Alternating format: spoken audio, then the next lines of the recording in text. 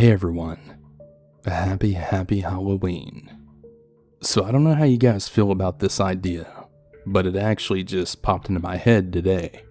I thought, what if I did a massive compilation of all the Halloween stories I did last year and this year, and all in one video? I don't know. I thought that would be pretty cool. So here we are. So here's over an hour of spooky Halloween stories. I also wanted to add that I'm actually going to leave this video completely unmonetized for the first 24 hours. There will be one sponsor that I do somewhere in the middle of the video, but other than that, it'll be completely ad-free, again for the first 24 hours. Because it's Halloween, and I know you guys probably just want to chill and listen to these spooky stories, without the constant interruptions of ads. So here you go. I really hope you guys enjoy it. I'll also leave the links to any of the other narrators featured in the video down below in the description. All that being said, happy Halloween everyone, and I hope you enjoy. Oh, and of course, stay hungry.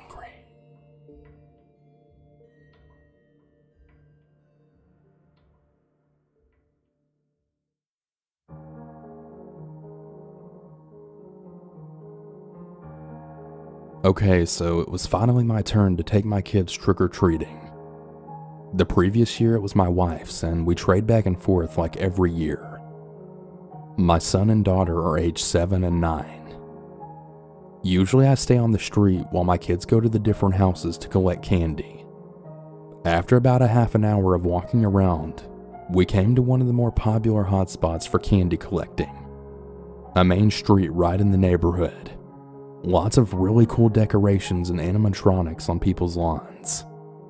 So I became a bit distracted and I stopped watching my kids closely. At one point they had came back from a house accompanied by another girl about the same height as my daughter. She was wearing a really weird homemade mask, like some kind of cardboard cutout or something. My daughter then asked if she could go trick-or-treat with us. So I said sure, and we carried on together as a group. I didn't know who this girl was, but I figured she was just a friend from school or something. As we continued, I started to notice a really large man trailing us. He was wearing some sort of angry cat mask. It was kind of creepy, to be honest. I thought that maybe he was the father of the girl, so I tried to start up some small chat with him. I think I said something like, nice weather, huh? But he didn't respond. He just stood there staring at me while our kids went up the stairs to the next house. I tried again, then asking, "Hey, is that your daughter?" He then nodded, but he still didn't say anything. I figured he just wasn't in the mood for chatting, so I just stopped trying. We carried on for about another 15 minutes until suddenly my kids came up to me and said that they wanted to go home now. This really surprised me as we hadn't even been out for too long, and I mean their bags were only about a third full. In any case, I agreed. We then waved goodbye at the man in the cat mask as well as his daughter and then started on our way home. The really weird thing is that when I glanced back at the man and his daughter, they were just standing there staring at us. I went to check one more time as we turned the corner, and they were still standing there, not having moved at all. At this point, I decided to ask my kids, "So, who was that girl?" My daughter then looked up at me with a really confused look on her face. "She's your friend," my daughter replied. Pretty confused, I asked her what she meant by that. Apparently, the girl with the cardboard mask had approached my kids and said that she was a friend of mine. She then went on to tell my daughter that she was too shy to ask me if she could join us to trick-or-treat, and apparently she wanted my daughter to ask me instead. I laughed at this story and then replied to my daughter, "Why would you think she was my friend? I don't have any children friends." What my daughter said next absolutely chilled me to my bones. According to her, when the girl with the cardboard mask approached them the first time, she wasn't even wearing the mask, so they were able to see her face. As it turns out, she wasn't a girl at all. but actually an older woman around my age with wrinkles on her face. What's even more disturbing is that the old woman had started to steal treats from my daughter's bag apparently when I wasn't looking, and this is why they asked me to go home. This strange old woman was creeping them out and they just wanted to get away from her. I brought my kids home and I told my wife what happened. We made absolutely sure to check through all their candy, but we never found anything suspicious or off. We didn't call the police or anything since, nothing really happened. But looking back on it, I really kind of regret that decision now. What the heck was that old woman doing? And who the hell was that man that was following us around? I don't think I'll ever know. I find it really sick that there's people out there on Halloween hiding behind masks pretending to be children. It's just sick.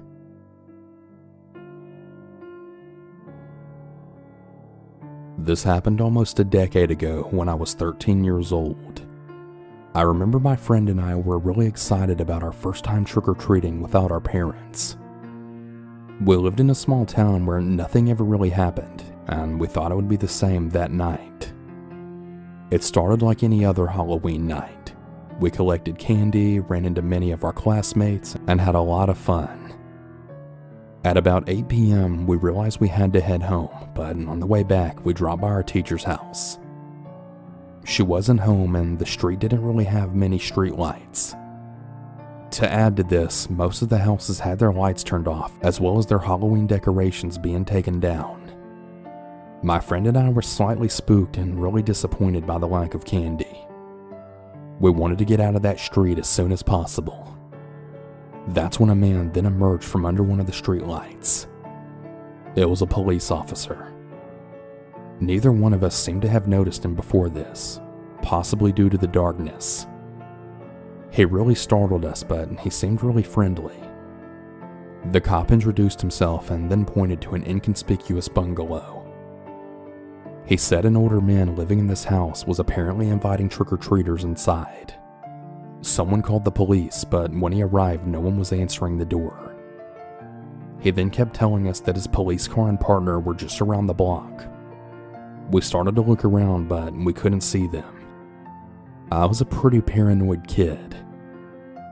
Growing up, my mom always really loved watching crime shows, and she would always tell me these little tidbits of lessons. Well, one of these happened to be a story about fake cops. Although I don't really remember the details, I remembered that people can pretend to be police officers in order to gain trust. Throughout this whole exchange, I was terrified. His lack of badge, police car, and partner just didn't feel right to me. I was also really conflicted because he was smiling, and he seemed like he just really wanted to help us. That is, until we then heard his really strange request. He said he needed to speak to this potential predator and he needed our help. Since we were young girls, the man would answer if we knocked. The officer claimed that he would hide behind the bushes next to the front door. He would wait for him to invite us in, jump out, and then catch him red-handed. Right at that moment, I knew that my friend felt the same way that I did. Now, we both fell silent, but one of us managed to ask if we could talk it out. The cop said yes, but told us we had a limited time. The street was silent and he could hear everything. I remember the feeling of wanting to say something, but fearing he would hear us and then escalate the situation. We kinda just stared at each other for what felt like forever. The cop was getting increasingly impatient, and he told us we had to decide quickly. Around that moment, a family came down the street and noticed the officer. They were coming over to see what was happening. That's when the cop said that he'd be right back and to not go anywhere. My friend and I then scrambled to collect our thoughts and we decided to run away. We sprinted out of the street and we didn't look back. On our way back home, we had discussed theories that ranged from him being a fake cop, him playing a prank on us, or maybe him being a real cop, but we misunderstood the situation. When we told our parents, we downplayed it a lot and doubted our experience. In the end, we didn't call the police, but our dads drove to the house as well as the area around the house. No cop cars or police officers were in sight. Over the years, I can definitely say I regret not calling the police. I mean, at the time, my friend and I were just convinced that we both misunderstood what happened. We even told our class the next day, and most, including our teacher, thought it wasn't alarming. Looking back, I find it extremely strange that a police officer would put two children in such a potentially dangerous situation. I really wonder what his motives were, but unfortunately, it'll remain unsolved. I guess that's just how it is.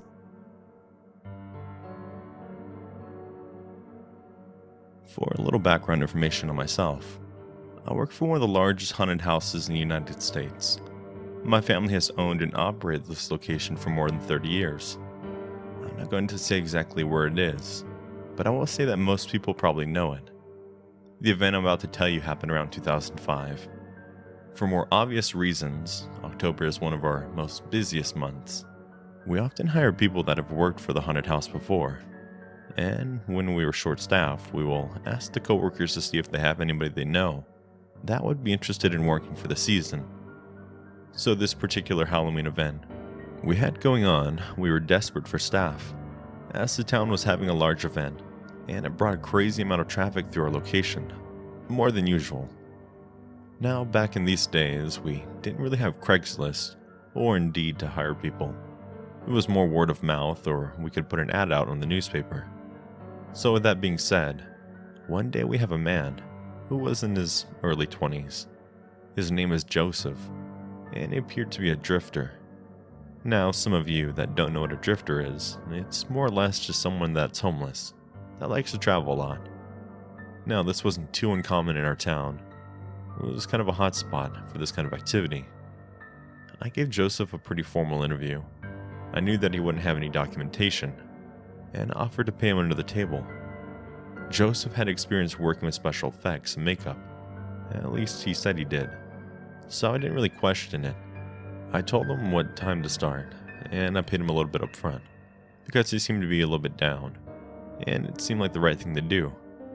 Joseph was going to start Halloween Day, and would be doing the makeup on all the staff. Everybody seemed to be having a good time. Families were coming in, tickets were being sold. In about an hour into the event, I had a couple of regular employees come to me saying that they smelled something that resembled blood, or like that of hard copper smell. If you've ever worked for a butcher or by a slaughter plant, you'll know what I'm talking about. I hadn't really thought about it at this point, but as soon as they mentioned to me, I also smelt it. It was very odory and strong, and as I passed by my employees, it became stronger. I noticed that my employees were covered in fake blood, but as I looked at it, the way it dried on their skin looked all too real. I asked them where they got this fake blood from, and almost simultaneously they said Joseph. Now keep in mind, I'm trying to run this event, and we have close to 40 employees there, as well as close to 100 people walking around. But finally I come up to Joseph and I could see his hands covered in the same substance. As I approach him, the smell hits me like a brick wall.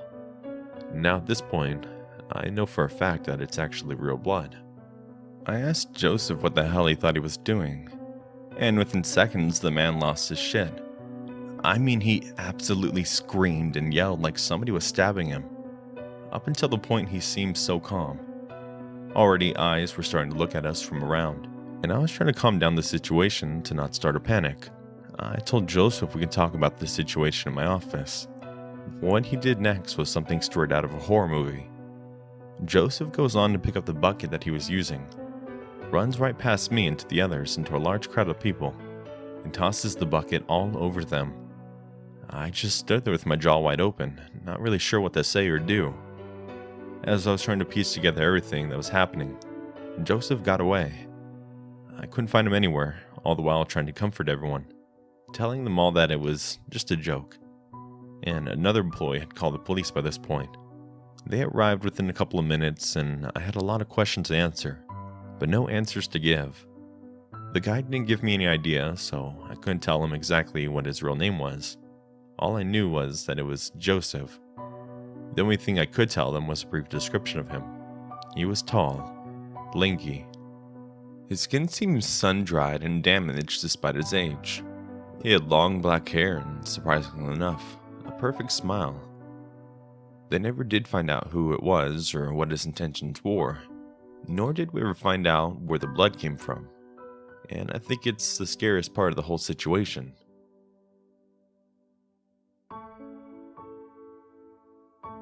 This happened back in 2015. Let's get the obligatory backstory out of the way. I'm the eldest of 3 brothers. At the time, my brother Eli was 7 and Danny was 12, and I had just turned 17 a week prior. My parents have always been a couple of party animals. Whenever the holidays would come around, they would always go out and have a few drinks with friends, leaving us home with a babysitter until I was about 14. Then it became my responsibility to watch after my younger brothers. There was this girl who was my age named Shelly who lived across the street from us. She had a brother named Charlie who was the same age as Eli, and they were very good friends. I used to have a crush on Shelly, but I never said anything to her because of the usual teenage awkwardness that we all go through. By the time I grew out of that stage, Shelly had already been through a few boyfriends. Now, I don't mean to sound mean or anything, but Shelly had horrible taste in men. She would always go for these wannabe gangster types. The type of loser who you'd see arguing with the desk clerk at the DMV. It was like these dipshits came off an assembly line or something.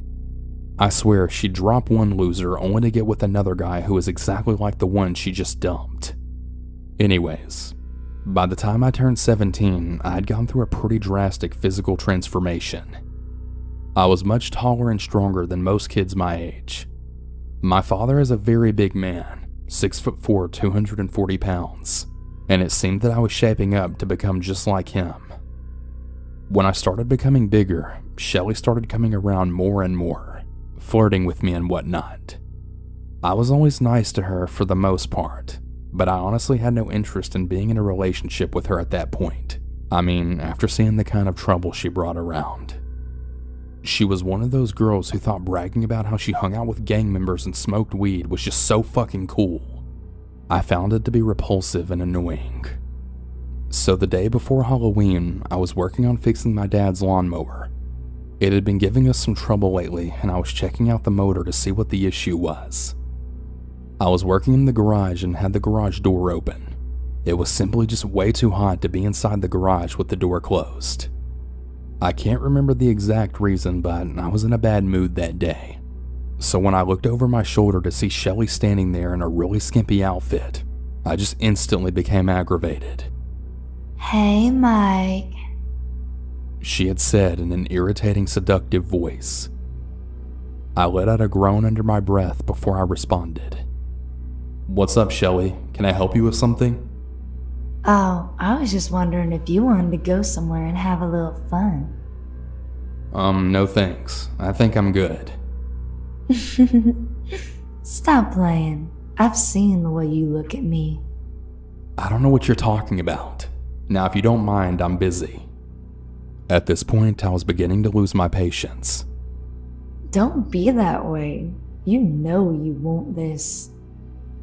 "The only thing I want is for you to get the hell out of my garage. Isn't there some other dickhead you can bother?" I couldn't believe I said those words as they left my mouth. I'm usually much nicer to her, but this was the first time she had ever come on to me. I knew it was going to happen sooner or later, but I didn't really plan on being so aggressive when I turned her down. "Are you fucking kidding me? You're turning me down?" Yeah.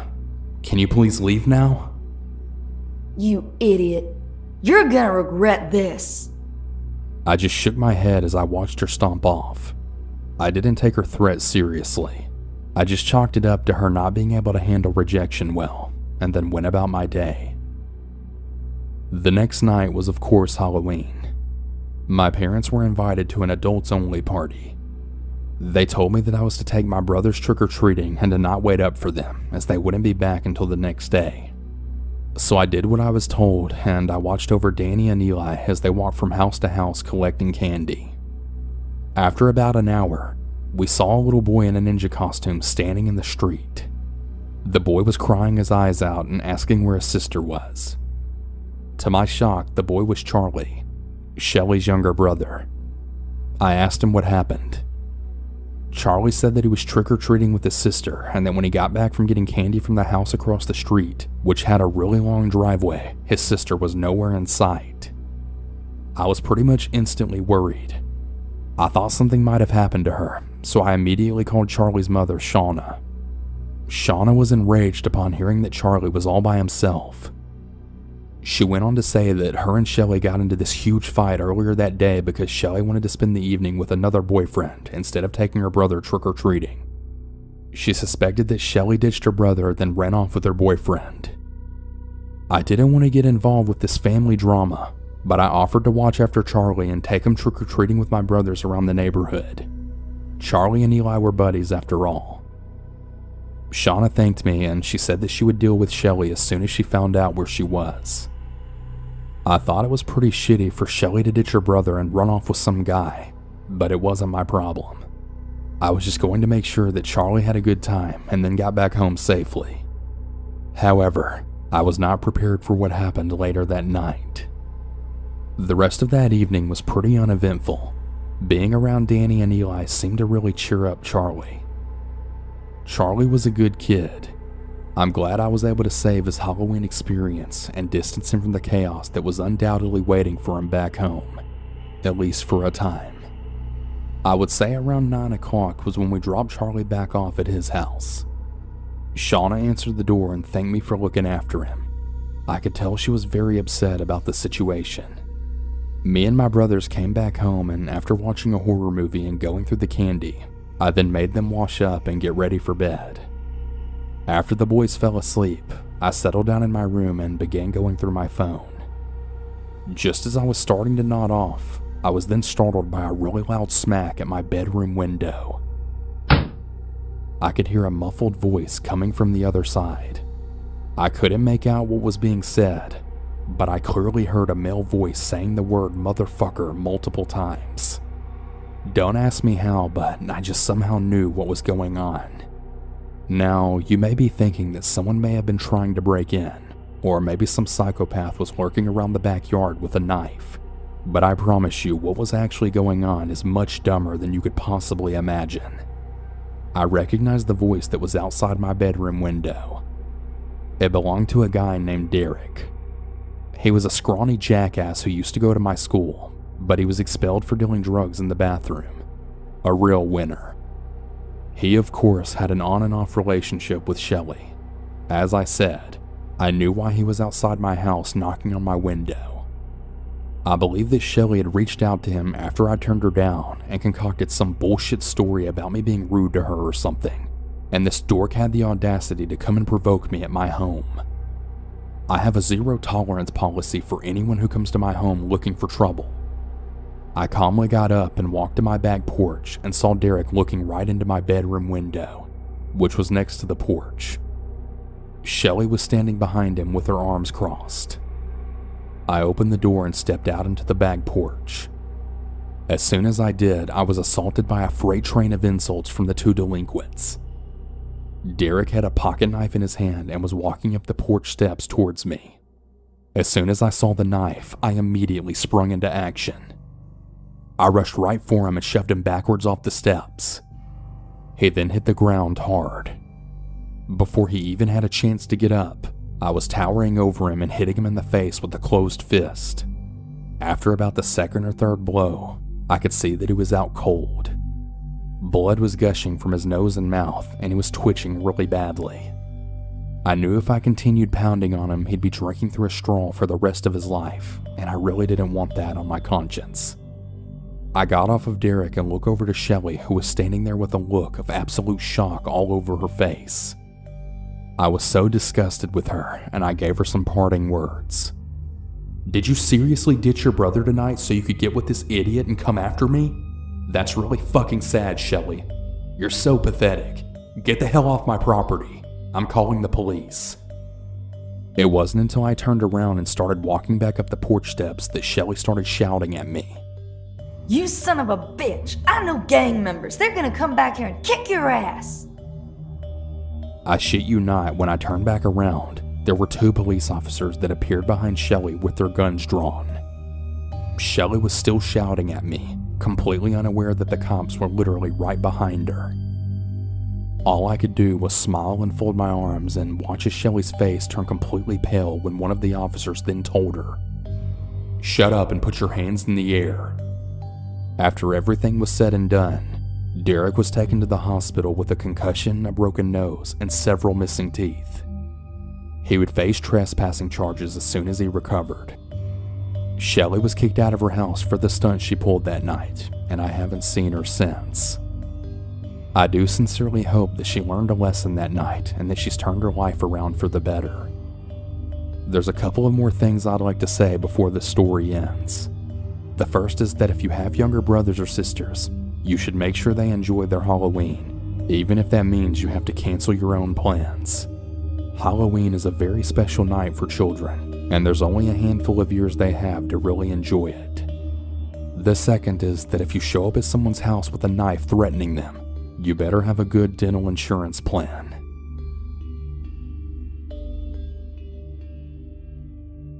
I'm a 31-year-old female, and I live in Canada. Since it's close to Halloween, what better time to share a really scary experience that happened to me than when I was 18 and around there. I absolutely love October, Halloween, and horror. I live near a large popular park with a zoo, and they host events sometimes during the spooky season. At the time, they were having a Halloween event with food, candy, activities, as well as scares. The theme of this night was Sleepy Hollow. I, of course, was so stoked. I mean, I love Sleepy Hollow. I ended up going with my mom, brother, aunt, and cousin. It was cold that night and held the unsettling yet magical atmosphere October has. We had to wait outside in a line for a long-ass time, but finally made it inside the gates. We went to different booths and attractions. Time was passing fairly quickly, but everything was super cool and going well. There was one more thing that I wanted to see before we left. No one else wanted to go through this course with me that was Sleepy Hollow based, so I just decided to go alone. This park is built into a really wooded area, and they had hired people who dressed in costumes. There was a long, creepy trail that you had to go down to get through the course. I had a pit in my stomach, and I thought that maybe I shouldn't go, but some of the actors then snapped at me. "Hey, are you going or what? Hurry up, make up your mind. It's not that scary. Are you scared?" So right at the last minute, I thought, what the hell? Why not? So I entered, and there was no going back. I slowly made my way down the path, which had thick fog and some dim Halloween-colored lights along the way, so I could see where I was going for the most part. I turned around and I saw my family walk away in the distance. Oh, just great, I thought. They told me that they were going to go on the other side of the trail, so that when I was done, they'd be there waiting for me. But I had saw them going in a different direction. I turned back around and most of the actors were now behaving how they usually do at attractions. Get in your face, pull on your sleeve, say creepy or dumb crap to you, the usual. As I made my way down the trail, it started getting darker and there was less lighting, but the same amount of fog. There was also less actors the further I got. I ran into Jason, who had grabbed onto my sleeve and then followed me a few steps, then moved to someone else. I told him, "Dude, cool costume," and then kept going. Who doesn't love Jason? He's definitely one of my favorite horror movie characters. There was also a few actors dressed as a clown, witch, and a vampire, and they had circled me around laughing like morons and kept trying to get in my way. Pretty much just prancing in a circle, but then they moved on to other people. Now, here's the thing about me.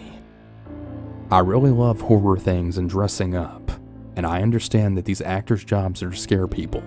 However, I don't like being pushed, grabbed, or to have people in my face when people act over the top. It's just really not cool to me, and they need to know where to draw the line. This is the very reason why I don't go to events like this anymore.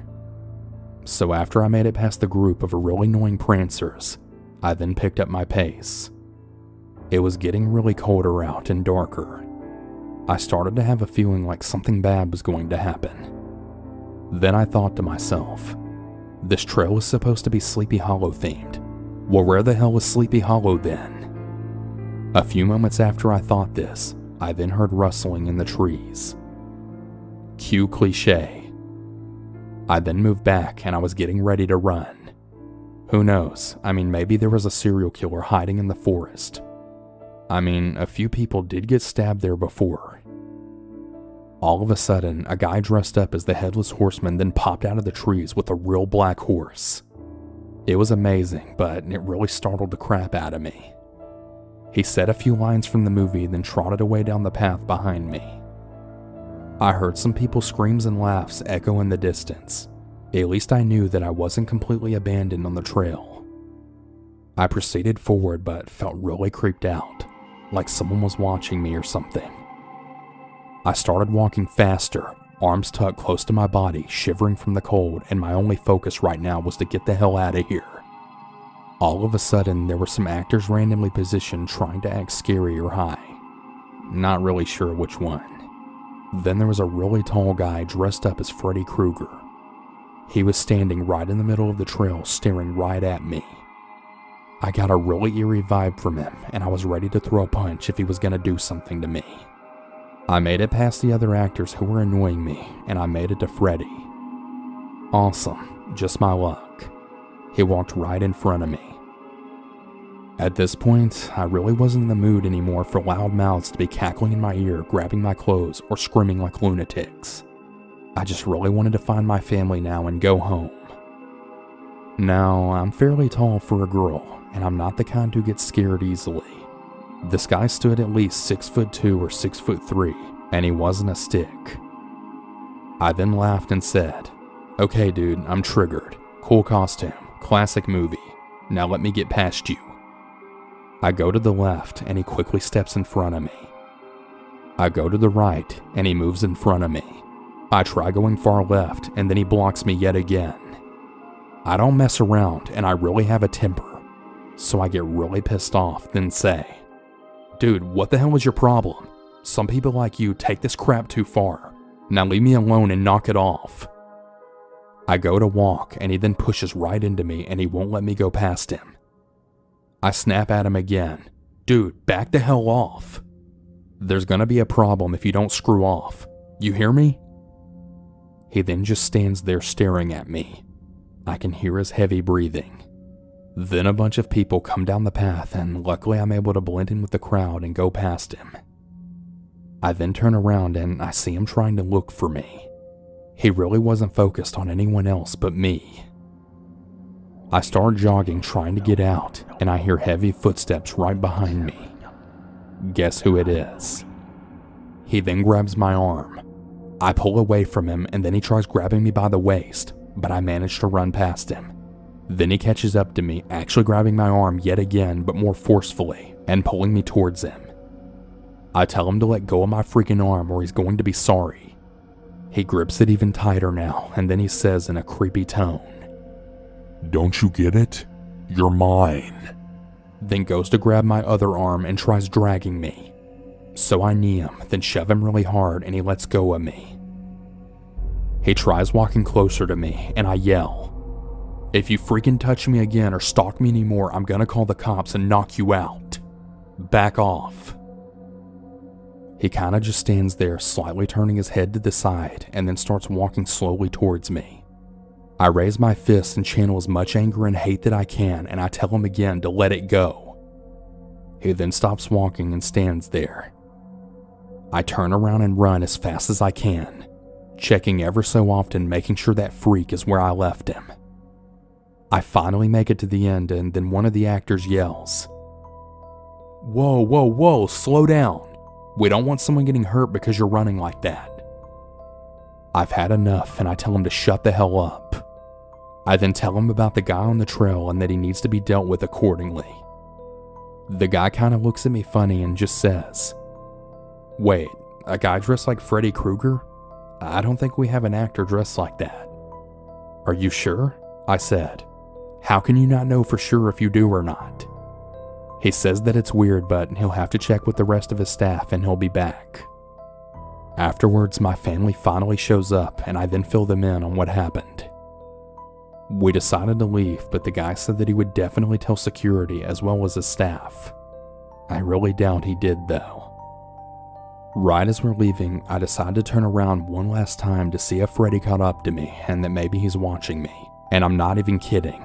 He's out in the crowd, away from the attraction, just standing there, making the cutting motion on his neck. I then yell to my family, "Look, he's right there." And then he quickly turns away and runs back into the trail into the dark. My mom then said, "Let's just forget this and go home." But I replied back with, "Shouldn't we go get that staff member again or something?" She says no and we go home. I guess I'll never know for sure whether or not this guy was actually a hired actor and took things too far, or if he wasn't hired at all and I was really lucky to get away that night. But I know one thing's for certain. I don't go to haunted attractions or events like this anymore. Thank God for my no bullshit personality. Otherwise, who really knows what would have happened?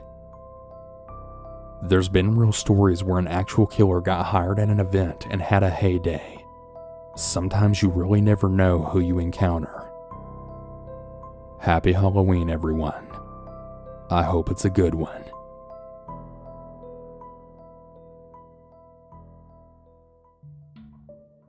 Hey everyone. Apologies for the brief interruption on the stories, but I want to talk about today's sponsor, ShipStation. As you all know, the holidays are right around the corner, literally, and it can be a really chaotic time, especially when shipping out all those packages for our loved ones. Between growing your business, managing inventory, and juggling all those orders, you've got a lot going on this holiday season. Make shipping the easiest part of your day with ShipStation. Believe it or not, I have quite a few friends who have their own small businesses through Etsy and even Instagram. And well, ShipStation is their go-to for sending out orders. It's also really great for saving money and getting the best deal when juggling all those orders. Figuring out the best way to ship your orders can really be frustrating and confusing, but ShipStation makes it quick, easy, and convenient. Easily import orders from any sales channel. Automate just about any shipping task. Spend less time sorting through those orders and more time doing what you do best, which is growing your business. ShipStation also works with all the major carriers and gives you exclusive discounts on UPS and USPS shipping, so you can compare carriers and choose the best solution for you and your customers. With ShipStation, small businesses can now access the same rates usually reserved for Fortune 500 companies, but without all those contracts or commitments. It's never too early to start prepping for the holiday rush, so get a head start with ShipStation. My listeners can use my offer code Cannibal to get a 60-day free trial just in time for the holidays. That's 2 months of stress-free holiday shipping for free. Just go to ShipStation.com, click on the microphone at the top, and enter in Cannibal. ShipStation. Make ship happen.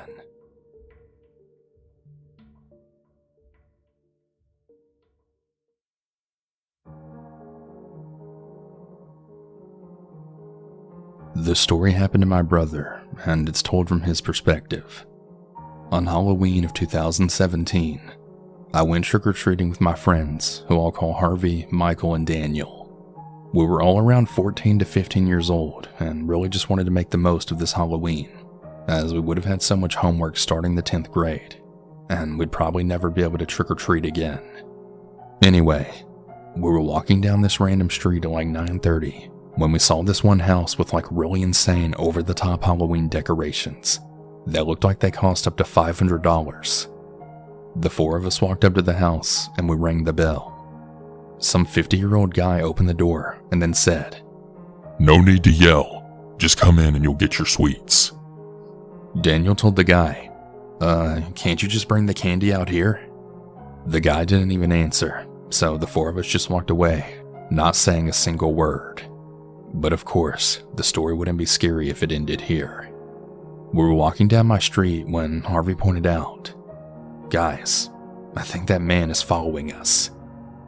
We all looked behind us and we saw that same 50-year-old man walking about 25 feet behind us. The four of us then bolted all the way down to my house. We were all way too scared to even think about revealing where I lived to this psycho. We thrust open the front door, entered my house, and locked the door. The four of us were just hyperventilating, as if we had just run like a 75-mile marathon. I was starting to calm down when Michael then said, "Dude, look at the window." We all looked, and there he was. The old man was looking through one of my windows. My parents were on vacation at the time, and my older brother was at his friend's Halloween party, so we couldn't tell them. But what really made this horrifying was I could see the guy holding a Saturday Night Special in his hand. We all ran upstairs and called the police. The officers arrived in 10 minutes. The man wasn't on my property anymore, but we remembered the house he was in. The cops went there, searched the whole place, and then came out with the man in chains. As it turns out, the house was vacant, and the man was a serial killer who had escaped prison a month ago. If my friends and I are ever able to go trick-or-treating again, we're definitely avoiding the street that house is on. And who really knows what the guy would have really wanted to do to my friends and I, had we been naive enough to enter that house. I will say though, I'm really glad this happened when we were teenagers, and not like 9 years old. All I can say is if you're trick-or-treating, make sure the house owner is completely normal. And if a single thing seems off in the slightest, just walk away.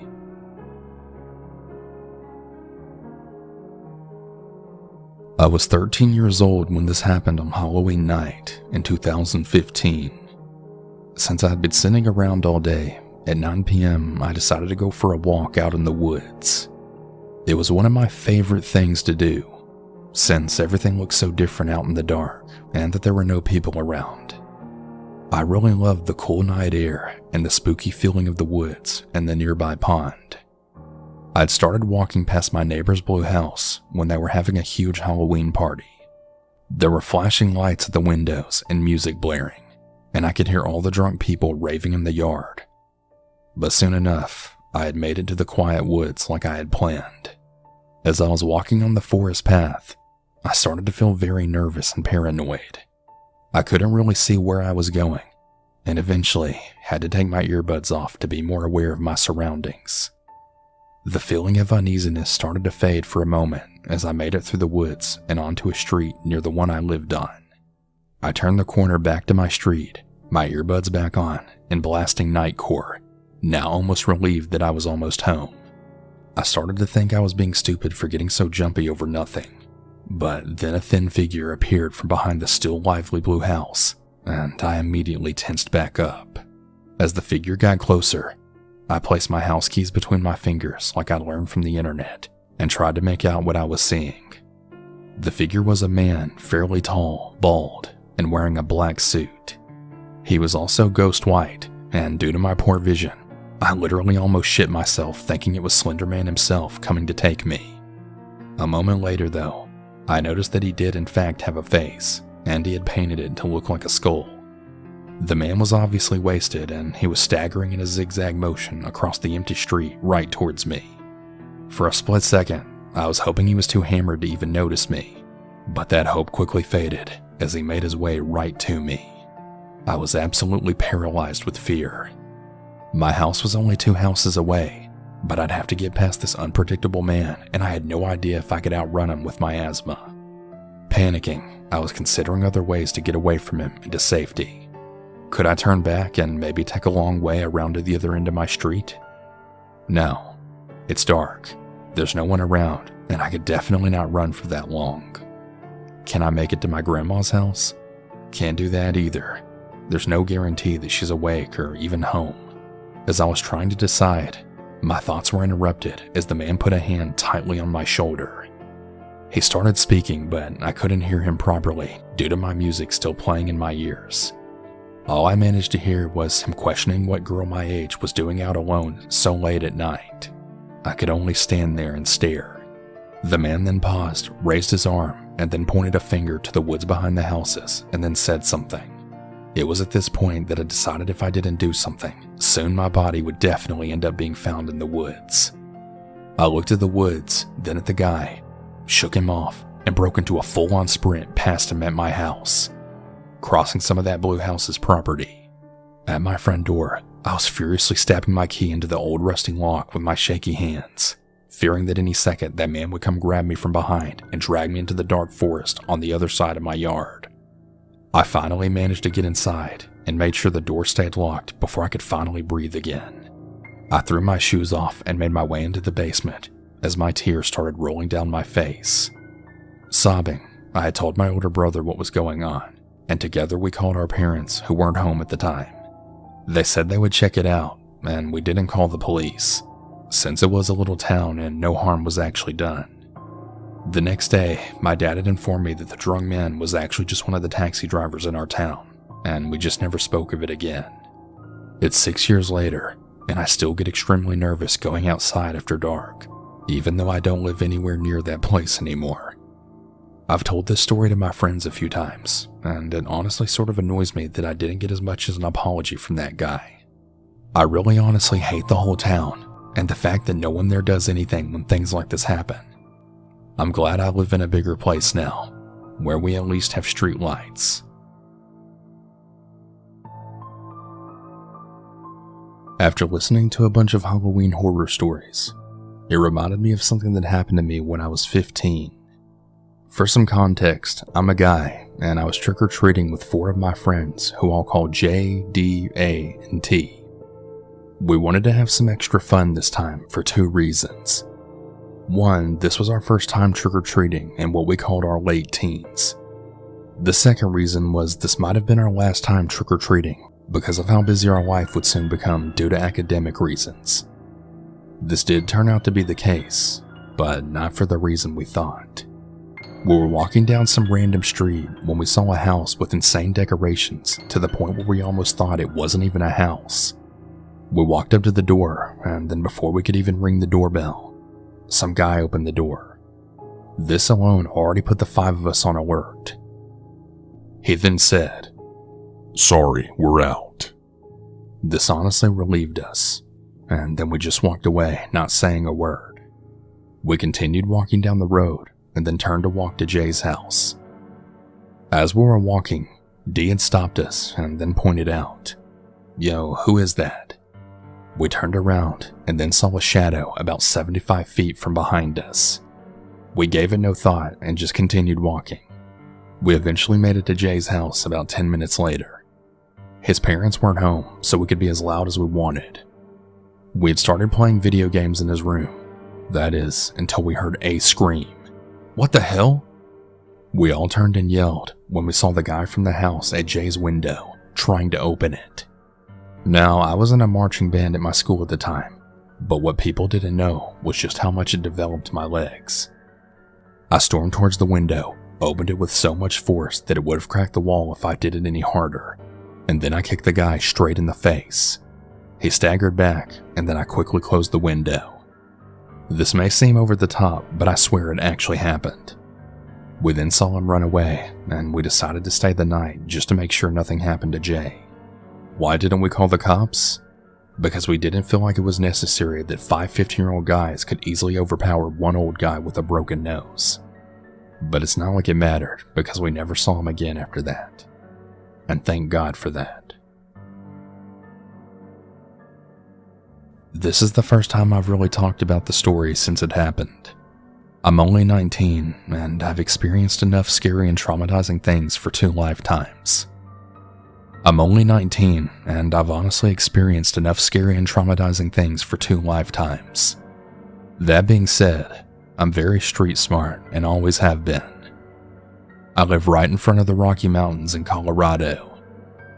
This particular story happened when I was in 8th grade. Names have been changed for obvious reasons.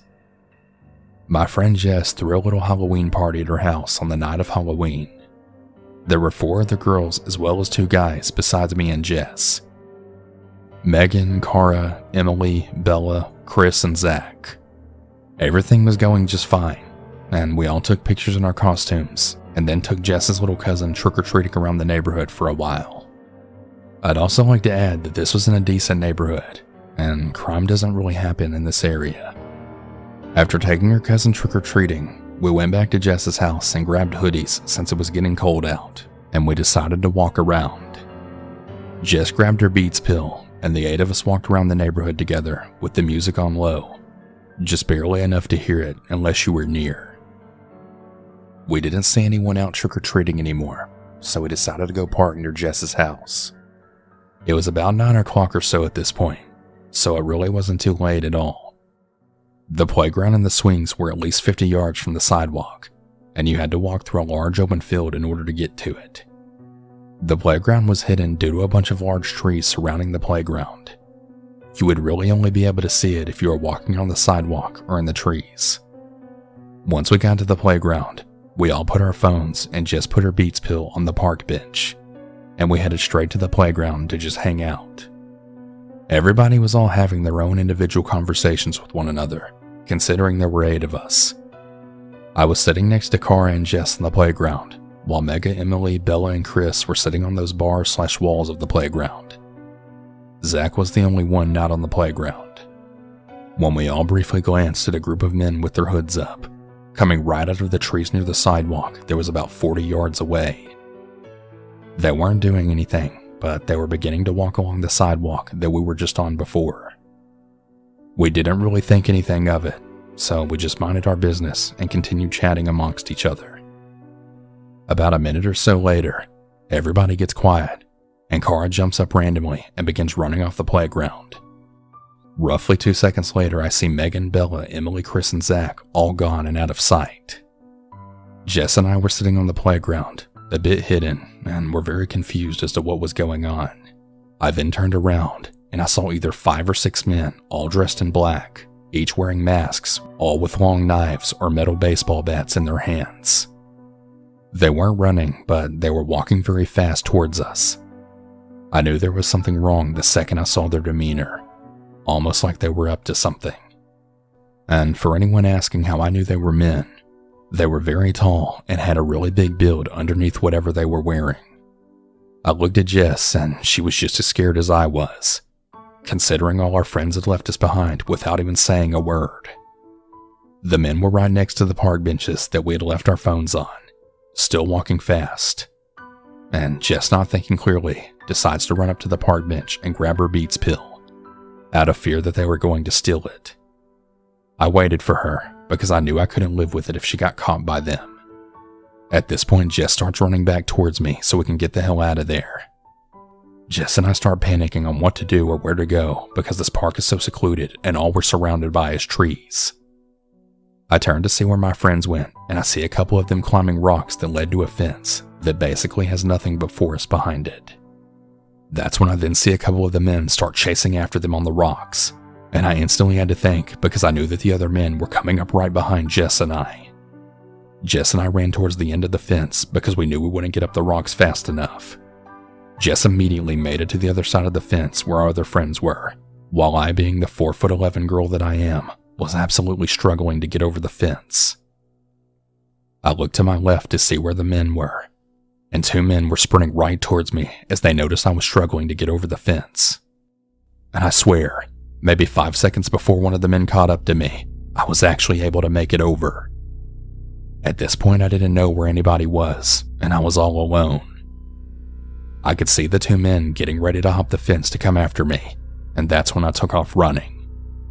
I tried to stay low though, because I knew that the other 3 men were still around somewhere, and I didn't know if they had my friends or what the hell was going on. My first instinct was to find the first house I could with the lights on, and luckily enough, it wasn't long before I did. I ran straight through their backyard and then started pounding on their door, without a single care in the world of how creepy that must have been for them. Luckily, they were having a party too, and after I explained the whole situation quickly, the guys in that house went out into the trees to go find these men and go look for my friends.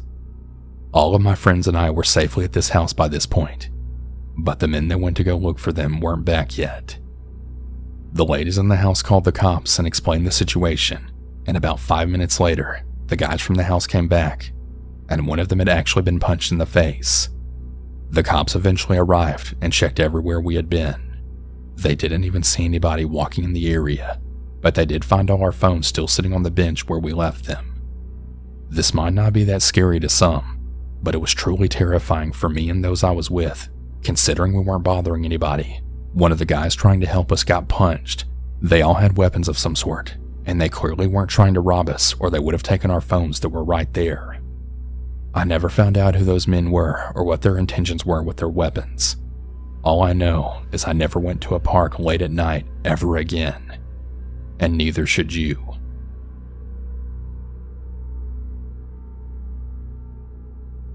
I actually had a pretty decent scare back when I was 14, and I'm in my early 20s now, so some of the more intricate details are a little hazy, but I'll try to tell it as accurately as I can remember. So the story happened on Halloween night in 2013. Me and my 3 friends, Dallas, AJ, and Anthony, had all collectively decided that we would meet up at my house to begin trick-or-treating, as my house was located right next to the wealthier neighborhood in the city. Our game plan to maximize our trick-or-treating efficiency was to start off at my house, then work our way down towards the nice neighborhood, and then loop around. Before we began, Anthony mentioned that he had bought some weed, and so we all smoked some in the alleyway by my house before we began. We made our way through my neighborhood in a decent bit into the nice neighborhood before we decided to start heading back so we could get to the houses on the opposite side of the street as we started making our way towards my house. Unfortunately, it was already pretty late at this point, and so a lot of the houses had already started turning off their lights. By the time we were almost out of the nicer neighborhood, just about every house had turned their lights off, except for this one that was attached to a bunch of other townhouses. We, being the desperate candy-starved teenagers that we were, weren't going to let the late hour of the night sway us from our potential earnings. So we all made our way up onto the porch and rang the doorbell. We waited for a decent bit, probably a good 30 seconds, before we finally heard some loud thumping behind the door. It was an older male, probably in his early 40s. He answers the door in a stained tank top and a pair of denim boxers. The guy looked like he hadn't showered or shaved in like a solid week, but he did seem pretty nice though, despite his appearance. And he made some sort of joke about us being the only trick-or-treaters out there, as we had stayed out later than everyone else, and so we deserved a better reward than the rest of them. He told us to wait there just for a moment while he went and got some treats for us. None of us really found his appearance weird, and I partially blame the weed that we'd smoked earlier, as we weren't as paranoid about him as much as we were paranoid that some cops would see us walking down the street and somehow know that we smoked. We heard his thumping footsteps as he walked around his house, and then a couple of minutes later, he then came back with some black DVD boxes. He held them out like a deck of cards, and he told us to take what we wanted. As he said this, he cracked a smile, and I remember thinking about just how gross his yellow jagged teeth were. We looked at the covers, and they were all adult movies, some of them not even featuring females on the cover. AJ made a comment about the movies, saying we just wanted candy, but the guy just smiled wider with his crooked yellow teeth seeming to stick out of his mouth, and then he said, I know what kids your age like to do. Don't worry. It's okay. You can trust me. I'm cool. At this point, me and my friends all began awkwardly shuffling away from the porch, politely declining his offer, when the man put his hands on his underwear, then started rubbing himself as he begged us to stay and then come inside so we could watch movies together. He said that he'd let us eat all the candy we want, and other really disturbing things. While he was still going on his tangent, me and my friends all collectively decided to book it towards my house. Pillowcases full of candy awkwardly being shuffled in our arms.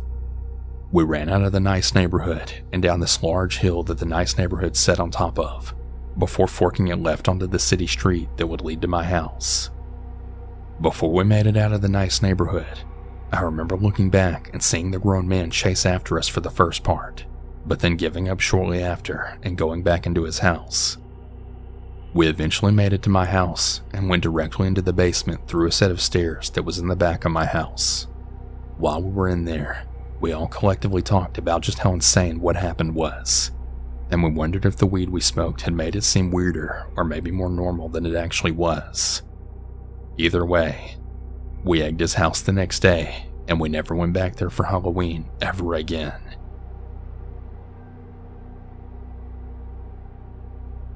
This event occurred when I was 10 years old on Halloween night. At the time, I was still a stick-thin girl with nothing to actually distinguish that I was a girl. Especially since earlier that year, I decided I didn't want to be confused with my twin sister anymore. So I'd gotten a pixie cut and I had began dressing in black. At the time, I had no girlfriends, but up the road half a mile was my friend Austin and another mile and a half up, Quinn. I had really become close with them and would often go exploring and fishing with them. So it was only natural that we decided that the three of us would go trick-or-treating together. Compared to Austin in my neighborhood, Quinn's was the more wealthier one. So in hopes of getting the best candy, we decided we'd go to Quinn's. I had been to Quinn's house a few times, but most of the time we hung out, we'd walk another mile up from Quinn's to the Rudders, which was our local gas station for Slurpees, and then another 2 miles down from my house to the park and lake. So Austin and I weren't too familiar with this neighborhood and the ones around it. But I digress. My mother had a new boyfriend at the time, so she didn't really care what I was doing. She would have gotten mad if she'd known I was hanging out with boys again. It was Pennsylvania, so it was super cold. So any costume I had on was pretty much covered with my jacket and leggings.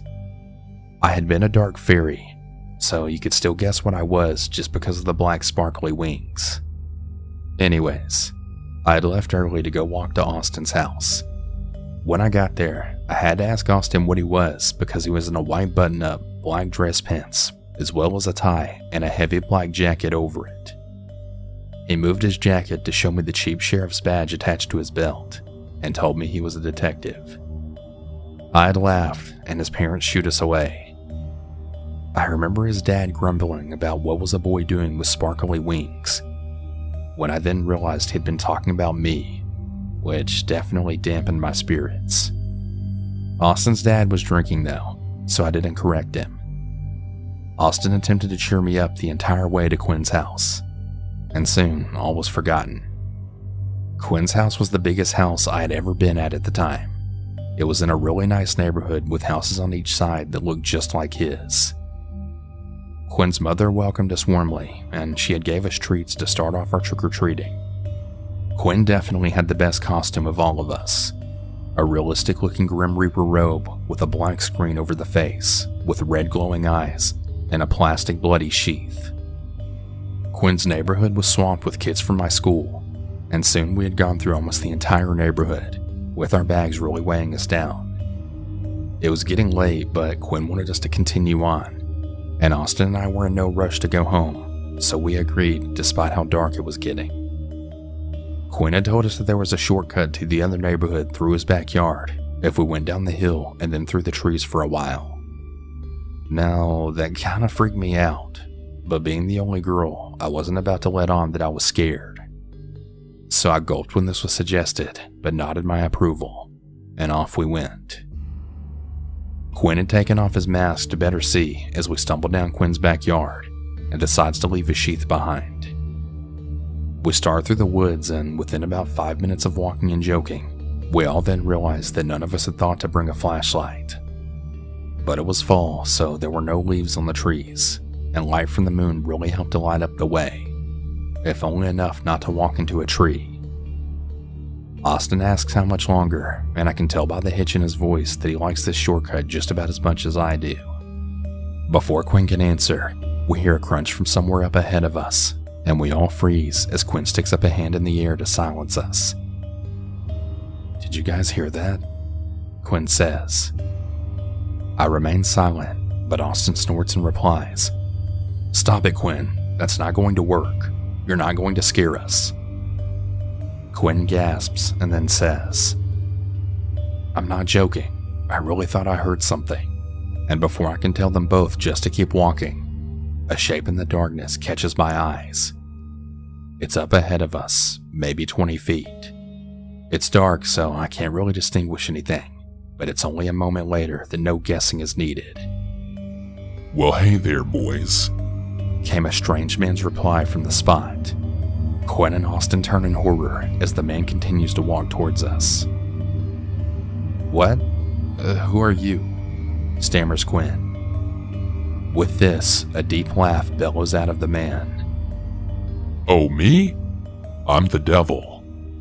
This whole time he's walking closer to us, but in the silhouette of darkness, I see no signs of this man wearing a costume. No horns or anything. This is my property. What are you doing in the woods? Quinn demands, sounding less brave with each syllable. Oh, me? I'm just out for a stroll. I don't really get out nearly as often as I'd like. He responds smoothly. Now he's about 10 feet from us, halfway peeking out from behind a tree. Quinn, let's just get out of here, I say. But Quinn, in a moment of bravery or stupidity, which is debatable, yells out to the man. What the hell's wrong with you? Stop talking to us. We're just trying to get through. And with that, Quinn nudges Austin and I and begins making a wide turn around the man, who silently watches us and spins around the tree with just his head and hands sticking out to watch us as we walk past. Austin then says to me, "It's Halloween. He's just trying to scare us." I don't respond, just keep my eyes locked on the man. He then yells, I hope I haven't scared you boys. I just really like your costumes. Why don't you come closer and let me have a better look?